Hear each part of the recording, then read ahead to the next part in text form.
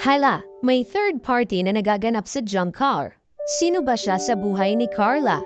Isang mapagpalang araw sa inyong lahat mga kalingap, sanay hindi niyo po makalimutan na mag-like sa video na ito.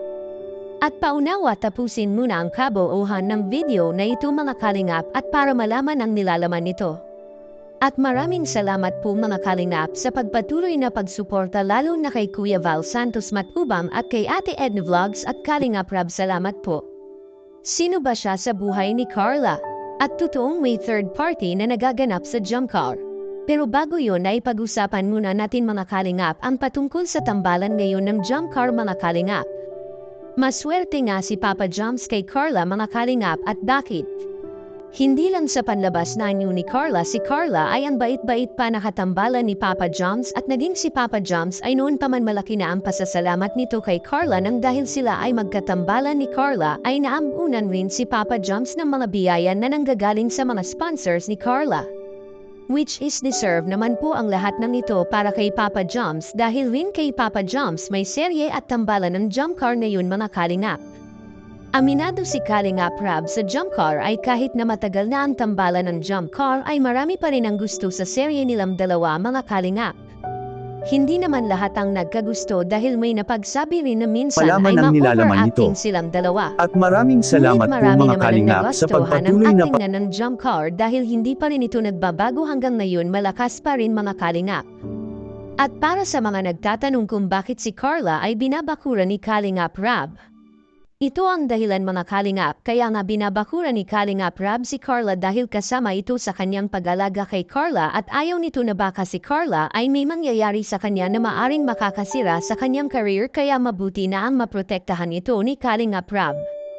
At karapatan nito ni Kalingap Rab na alagaan niya ang kanyang mga beneficiary, at ito'y hindi naman para kay Kalingap Rab kundi para sa kanilang sarili at sa kanilang kanyang pamilya. Hindi talaga nasasayang ang kanyang effort sa pag-alaga ng mga Kalingap Angels dahil dito silang lahat kahit may love team ay hindi pa ito nainganyo na pumasok sa pagbo-boyfriend hanggang ngayon mga Kalingap. Para sa mga hindi pa nakakaalam ay kapag nangyari na sila'y magbo-boyfriend ay maaring sila ay pakakawalan ni Kalingap Rab at paano na lang ang kanilang pag-aaral.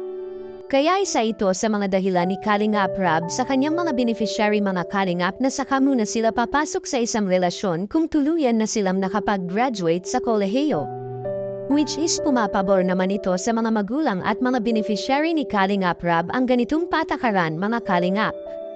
Maalala natin nung si Rachel ay sinagot niya si Roel at sila na sa totoong buhay ay pinakawalan nito ni Kalingap Rab.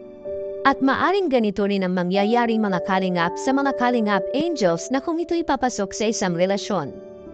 Kaya makapagtapos at may tiyak na magandang kinabukasan ang mga Kalingap Angels sa pagtulong ni Kalingap Rab sa kanila kung sila'y marunong lang sumunod at magpapasakop sa kanilang leader at mismong tumutulong sa kanila na mabago ang kanilang buhay. At malapit na ang bakasyon sa isla ang jump car, at dito magaganap mga kalingap sa isla ang one-day photoshoot ng jump car na kung saan first time itong mangyayari sa tambalan nila. At maraming salamat po sa mga pangunahing sponsors ng jump car, at ito ang kanilang binuksan na bagong pagkakataon sa serye ng jump car ay malaking tulong po ito sa kanila at pati na sa kanilang tambalang dalawa dahil dito mas patatag ng patatag ang kanilang samahang dalawa mga kalingap. At sa kabilang dako naman, sino ba itong misteryosong lalaki sa buhay ni Carla? May napag-alaman po tayo mga kalingap na may nagaganap na third party sa jump car mga kalingap sa kadahilanan na may nagkakagusto ngayon at dumidikit kay Carla mga kalingap. Hindi talaga maiiwasan natin na may magkakagusto sa nag-iisang Carla Tapular dahil maganda ito at dalaga pa mga kalingap. Ito na nga sinasabi natin dati pa na may magkakagusto talaga sa mga Kalingap Angels lalo pag nalaman nilang ito'y wala pang mga boyfriend. Anong masasabi niyo po tungkol dito? Please comment and God bless you all.